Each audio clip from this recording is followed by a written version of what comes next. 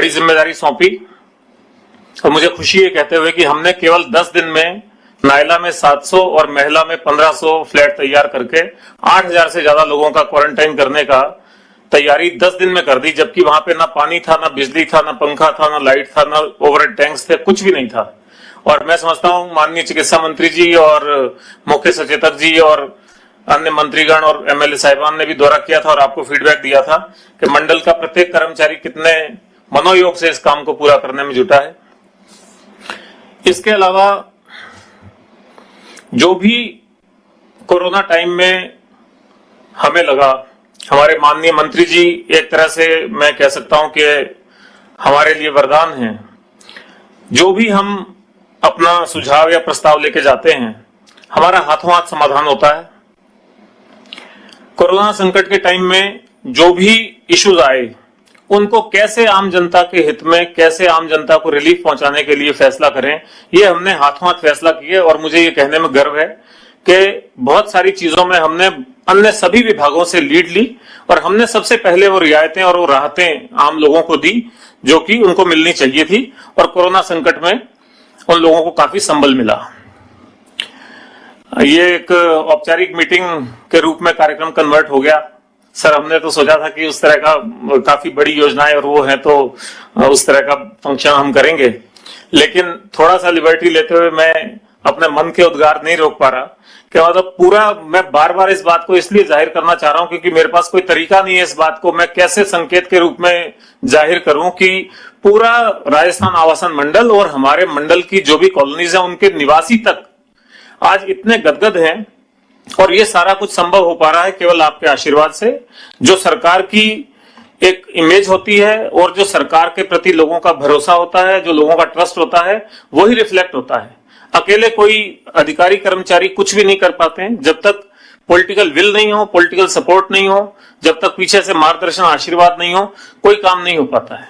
इसी तरह से आपने पीछे हमको एमएलए के लिए जो रेजिडेंसेस बनाने का काम था वो हमको सौंपा, तो हमें अप्रत्यक्ष रूप से आपका आशीर्वाद महसूस हो गया, हमें कन्वे हो गया कि आपने हमको आशीर्वाद दिया है। मैं आपको याद कराना चाहूंगा सर, जब आप बिरला ऑडिटोरियम में पधारे थे तो हमने कहा था कि हम पुराने मकानों को बेचने का काम युद्ध स्तर पे शुरू कर चुके हैं और नई नई योजनाएं ला रहे हैं। और उस समय एक विश्व रिकॉर्ड भी बन गया था जब हमने केवल 35 दिनों में 1010 मकान बेच करके 162 करोड़ रुपए लिया था। वो शुरुआती दौर था, तो वो वर्ल्ड रिकॉर्ड की भी आपको भेंट की गई थी उनकी तरफ से, वर्ल्ड बुक ऑफ रिकॉर्ड्स की ओर से। हम आगे बढ़ते गए सर। तो मैं एक हल्का सा स्लाइड्स के माध्यम से आपको ये दिखाना चाहता हूं सर। उस दिन आप आए थे तो आपके ध्यान है, आपने अपने भाषण में जिक्र किया था, हमने 700 करोड़ रुपए का राजस्व अर्जित कर लिया था उस दिन तक सर। वो बात है 24 फरवरी की सर। फरवरी से लेकर के मार्च होते ही लॉकडाउन हो गया सर। लॉकडाउन होने से मार्च, अप्रैल, मई लगभग पूरा डिफंक्ट रहा सर, क्योंकि आम जनता सब बंद थी। उसके बावजूद हमने मई के बाद जैसे ही लॉकडाउन खुला, अनलॉकडाउन शुरू हुआ, उसको एक तरह से चुनौती के रूप में कहिए या अवसर के रूप में कहिए, हमने उसका इस्तेमाल किया और हमने बहुत ज्यादा प्रगति इस पिछले 2-3 महीने के टाइम में और कर ली। आपको ध्यान होगा सर, उस वक्त 700 करोड़ रुपए का कुल राजस्व हुआ था। मैं एक बार आपको ये अर्ज करना चाहता हूं, जो अधिशेष मकान थे, जो आंकड़ा आपके ध्यान में रहता है सर कि 20,000 मकान लगभग बिना बिके हुए बाकी हैं, मुझे बताते हुए खुशी है सर कि लगभग 5,760 आवास, इसको आप 6,000 भी मान सकते हैं क्योंकि अभी बुधवार 2 दिन बाद आया और हमारे 200 मकान और बिक जाएंगे सर। तो 6,000 मकान लगभग हमने 1,000 करोड़ रुपए के रेवेन्यू के बेच दिए सर पिछले 9 महीने में, जो कि पिछले 15 साल से 20,000 मकान नहीं बिके थे। वो केवल पिछले 9 महीने में 6,000 मकान और 1,000 करोड़ रुपए का रेवेन्यू केवल हमने मकानों से कर लिया है। और जो हमारी योजना अभी चल रही है उसमें बहुत अच्छा उत्साह आ रहा है और हर बुधवार को वो नीलामी की खुलती है और उसमें हमको हमेशा 200-300 मकान हर बुधवार को नए बिकते हैं। नेक्स्ट। इसी तरह से सर हमने, आपके ध्यान में है कि कोई नई आवाप्तियां अभी की नहीं है सर, ना ही कोई नई जमीनों के कब्जे हमको मिले हैं।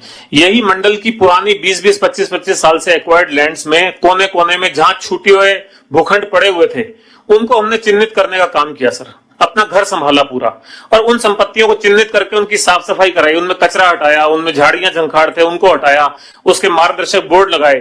और जब हम उसको नीलाम करते हैं तो हम लोगों को ई ऑक्शन में उसका गूगल लोकेशन लिंक भी देते हैं और हमने हर योजना के बीच में अपने नोडल अधिकारी लगा दिए हैं, वहां पे हेल्प डेस्क सेंटर लगा दिए हैं। लोग ऑक्शन से पहले वहां जाते हैं, हमारे आदमी से संपर्क करते हैं, मौका देख के आते हैं, गूगल लिंक खोल लेते हैं खुद ही वेबसाइट से फोन पे, और उसके गूगल लोकेशन पे पहुंच के उसको देख के आते हैं और फिर उसको खरीद करते हैं। मैं आपको सर एक बात बताना चाहता हूं। 2 दिन पहले जो हमारी ये ऑक्शन चल रहा था, उसमें हमारी 14 संपत्तियां थी। तो रात को 1:37 पे हमारा ऑक्शन क्लोज हुआ। और ई ऑक्शन में एक प्रक्रिया रहती है कि यदि शाम को 6 बजे बंद होने का समय है, 6 बजे से 5 मिनट पहले अगर किसी ने बिड लगा दी तो वो 5 मिनट ऑटोमेटिकली और टाइम खिसक जाता है, ताकि उस बड़ी बिड को देख के कोई और आदमी लगाना चाहे। फिर उस 5 मिनट में अगर किसी ने बिड लगा दी तो फिर वो 5 मिनट और खिसक जाता है। तो हम रात को 1:37 पे उस 14 संपत्ति का क्लोज किया और 16 करोड़ रुपए में हमने वो 14 संपत्तियां बेची। एक ये चीज तो आपको जानकारी में समाचार पत्रों के माध्यम से आई होगी सर, कि जैसे अभी भी हमारा 40,000 रुपए मीटर की जो मिनिमम दर थी जिस पे नीलामी शुरू होती है, उसको हमने बेचा 3,15,000 रुपए मीटर पे। तो ई ऑक्शन के माध्यम से बहुत ही ट्रांसपेरेंट तरीके से और बहुत ज्यादा हमको रेवेन्यू उससे हम प्राप्त कर पा रहे हैं। लेकिन उसके पीछे जो होमवर्क है सर, वो हमें काम दे रहा है। उस प्रॉपर्टी को पहले हम साफ सफाई करते हैं, उसको गूगल लोकेशन पे डालते हैं, वहां दिखाने के लिए हर खासतौर से हमने विज्ञापनों में भी दे रखा है कि शनिवार और रविवार को दिखाने की विशेष व्यवस्था है। तो शनिवार रविवार को हमारे यहाँ भीड़ आती है। खासतौर पे कोरोना अनलॉकडाउन के बाद में वर्ल्ड सिटी के बहुत परिवार हमारे पास आए जो मकान खरीदने में इच्छुक थे, वर्ल्ड सिटी से निकलने के इच्छुक थे। तो उनके लिए भी हम पूरी भीड़, मतलब एक दिन में 150 लोग एक अपार्टमेंट, एक ब्लॉक को देखने के लिए हमारे पास आए सर। तो इस तरह से हमने सर इसी अवधि में 250 प्रीमियम संपत्तियां, इसको हम प्रीमियम इसलिए कहते हैं क्योंकि बीच बीच में छूटे हुए हैं और अच्छा उपयोग हो सकता है, 150 करोड़ रुपए अर्जित किया सर। इसी तरह हमने बड़े भूखंड बेचे सर, शिप्रा पथ पे, महल रोड पे, उनसे 105 करोड़ रुपए लिए सर। और रिकॉर्ड था कि एक ही दिन में 3 भूखंड बेच के हमने 76 करोड़ रुपए एक ही दिन में अर्जित किए सर। इस तरह कुल लगभग 255 करोड़ रुपया हमने इन प्रीमियम प्रॉपर्टीज के बेचने से लिया। 1000 करोड़ रुपए हमने मकानों के बेचने से किया, 255 करोड़ रुपए इससे किया। नेक्स्ट लीजिए। ये सर एक उसका पूरा वानगी है कि इस पिछले 9 महीने में लगभग ये हमने 977 करोड़ रुपए आवासों से, प्रीमियम प्रॉपर्टी से 150, बड़े भूखंडों से 105, लीज और किस्तें जो हमारी आती हैं उससे लगभग 60 करोड़ रुपए, संस्थागत आवंटन जो हम करते हैं उससे 40 करोड़ रुपए, अन्य शुल्क वगैरह क्योंकि जैसे हम रजिस्ट्रेशन कराते हैं उसके 354 रुपए हमें आते हैं, उन सबसे 5 करोड़ रुपए। कुल आज हम ये कह सकते हैं कि 1337 करोड़ रुपए हमने अर्जित कर लिया है और लगभग 700 करोड़ रुपए का हमारा कैश बैलेंस है हमारे पास, एफडीज हैं सर उसकी। और जहां एक मौका ऐसा था सर, शुरुआत में जब आपने हमें जिम्मेदारी सौंपी थी, माननीय धारीवाल साहब भी आए थे उसमें मंडल में, तब हमने वेतन का भुगतान करने के लिए एफडी तोड़ करके पेमेंट किया था। तो ये सिर्फ 2-10 महीने की यात्रा है जिसका ये वानगी है सर आपके सामने की 1337 करोड़ रुपए हमने इससे अर्जित किए हैं। अब वो नेक्स्ट स्लाइड। इसके अलावा सर खाली ऐसा ही नहीं कि मंडल का ध्यान रेवेन्यू अर्जित पे करने पे लगा रहा हो, ये तो सही है कि जो अधिशेष मकान थे, जो बरसों से बेकार पड़े मकान थे, उसमें आपने बहुत ही बड़ा दिल रख करके हमको 25 से 50% तक का डिस्काउंट स्वीकृत किया। उस डिस्काउंट की वजह से ये सब हो पाया सर, लोगों को हम आकर्षित कर पाए और एक लोगों में रुझान बना और उत्साह बना। लेकिन खाली हमने यही काम नहीं किया सर, इस पूरे 9-10 महीने में हमने और बहुत सारे ऐसे महत्वपूर्ण निर्णय लिए हैं जिसमें मुख्य रूप से आप ही का आशीर्वाद और मार्गदर्शन और सोच रही है। आपके मुख्यमंत्री बजट घोषणा में भी ये चीजें आई हैं और हमारे मंत्री जी, जैसा मैंने कहा, हमारे लिए तो वरदान है। हमारे बहुत रेगुलर लेवल पे मॉनिटरिंग चलती है सर, उसमें हम नई नई चीजें लेके जाते हैं और आपके मार्गदर्शन से उसमें उसी वक्त चेंजेस करके उसको लागू करते हैं सर। सबसे बड़ा प्रमुख जनोपयोगी निर्णय जैसे सर सिटी पार्क, जिसका आज हम शिलान्यास भी कराएंगे सर आपसे, और सिटी पार्क में वृहद स्तर पे वृक्षारोपण भी आज से शुरू हो रहा है सर। वहां कुल 21,000 पेड़ लगने हैं सर। उसके हम आपसे कल्प वृक्ष के जोड़े को हम लेंगे सर और उसको आपकी तरफ से जाकर के पार्क में लगाएंगे। यदि कोरोना नहीं होता तो हम निश्चित तौर पे आप ही को आग्रह करते हैं कि आप मौके पे चलें और वहां वृक्षारोपण करें, लेकिन आज हम आपके हाथ से यहाँ कल्प वृक्ष का जोड़ा लेंगे, मंत्री जी से रुद्राक्ष का पेड़ लेंगे और वहां आज से वृहद स्तर पे वृक्षारोपण हम प्रारंभ करेंगे सर। दूसरा सर कोचिंग हब है। इस कोचिंग हब का हम काफी एडवांस स्टेज पे हैं। अभी हमने 2 दिन पहले इसका पूरा डिजाइन फाइनल किया है, इसके टेंडर हो चुके हैं सर। इसकी बाउंड्री वॉल का काम चल रहा है। यहाँ अतिक्रमण था 19 शोरूम का, बरसों से 20 साल से अतिक्रमण था सर मुख्य दरवाजे पे, उनको हमने पुनर्वासित कर दिया। वो अतिक्रमण हमने बिना कोई पुलिस फोर्स के, बिना किसी दिक्कत के हटा दिए सर। और कोचिंग हब की गूंज पूरे देश में हो रही है सर, ये आपके बजट घोषणा में भी है सर। और ये हम इसको 2 फेजेस में बना रहे हैं सर। पहला फेज 2022 में ही पूरा कर देंगे और पहले फेज में 5 टावर बनेंगे, दूसरे फेज में 3 टावर बनेंगे। यहां न केवल बच्चों के लिए अलग अलग कोचिंग संस्थान आएंगे, बल्कि बच्चों के पूरे विकास के लिए, उनकी वेलनेस के लिए, उनके हेल्थ के लिए वहां पे मेडिटेशन सेंटर भी होगा, क्लिनिक भी होगा, योगा सेंटर भी होगा। जैसे कोटा में या अन्य शहरों में कई बार आत्महत्या जैसी ऐसी दुर्घटनाओं की सूचना आती है, तो वो सूचना यहां नहीं आए, इसके लिए बच्चों को रेगुलर काउंसलिंग हो सके, उनके लिए डॉक्टर्स रहेंगे, मेडिटेशन के लिए रहेंगे, योगा के लिए रहेंगे, उनके लिए ओपन जिम होंगे, कवर्ड जिम होंगे, फूड कोर्ट्स होंगे, साइकिल ट्रैक, जॉगिंग ट्रैक, ऐसी बहुत तरह तरह की व्यवस्थाएं सर हमने इसमें की हैं। इसके अलावा उनके पीजी, उनके माँ बाप आए तो उनके रहने का गेस्ट हाउस और बहुत सारी व्यवस्थाएं हमने इसमें की है। कॉर्नर शॉपिंग, बहुत अच्छा प्रोजेक्ट सर ये बनने वाला है और इसका काम शुरू हो चुका है सर। इसका शिलान्यास भी, बाउंड्री वॉल वगैरह काम ने शुरू कर दिया। मुख्य का शिलान्यास आज हम आपसे करवा रहे हैं सर। एक हमने आपसे तब मुख्यमंत्री शिक्षक आवासीय योजना और मुख्यमंत्री प्रहरी आवासीय योजना लॉन्च कराई थी सर 20 दिसंबर को। अभी हम चित्रों में आपको आगे दिखाएंगे सर। इसका काम जो है, मतलब बेसमेंट का काम लगभग पूरा होने पे आ गया। यहाँ पे करीब 700 फ्लैट बन रहे हैं और ये इतनी योजना पॉपुलर हुई सर आपकी कि उसमें हमें जितने फ्लैट्स थे उससे कहीं ज्यादा संख्या में आवेदन मिले और हम इस योजना को तुरंत आगे बढ़ा रहे हैं और हमको टीचर से और प्रहरियों से पैसे भी नियमित रूप से किश्तों के रूप में मिल रहे हैं। इसी तरह सर हमने 5 चौपाटियां विकसित करी हैं। 2 तो जयपुर में निर्माणाधीन है, एक नायला में, उसका काम अभी हमने थोड़ा सा रोक रखा है क्योंकि वहां हमने क्वारंटाइन सेंटर बनाया था। एक आज जोधपुर के लिए अशोक पार्क के पास में, सम्राट अशोक पार्क के पास में जो चौपाटी बनने वाली है उसका शिलान्यास आज हम कराएंगे। एक कोटा में कुनाड़ी में चौपाटी बनेगी, उसका शिलान्यास कराएंगे। एक सर हमने आयुष मार्केट डेवलप किया जो RUHS है सर प्रतापनगर में, जो बड़ा हॉस्पिटल है जहां कोरोना के केसेस को डील किया जाता है। वहां जब हम मौका देखते हुए गए तो एक नाले के किनारे खाली जमीन पड़ी हुई थी सर, और वो बिल्कुल झाड़ जंखाड़ और ऐसा। तो हमने देखा तो उनका ये जमीन कैसे है, होनी तो हमारी चाहिए। तो निकली कि हाँ हाउसिंग बोर्ड की जमीन है।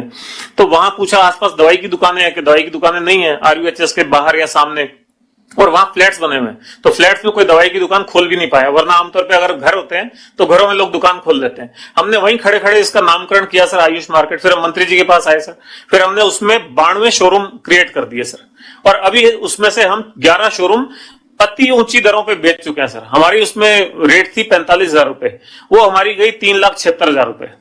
और वहीं पे हमने पैथोलॉजी लैब के लिए भी एक बड़ा भूखंड 120 मीटर का विक्रय कर दिया, तो वो RUHS पूरा डेवलप हो जाएगा। वहीं पे एक आयुष मार्केट हमने बना दिया, जो जमीन 20 साल से हम उपयोगी पड़ी थी वहां हमने बना दिया।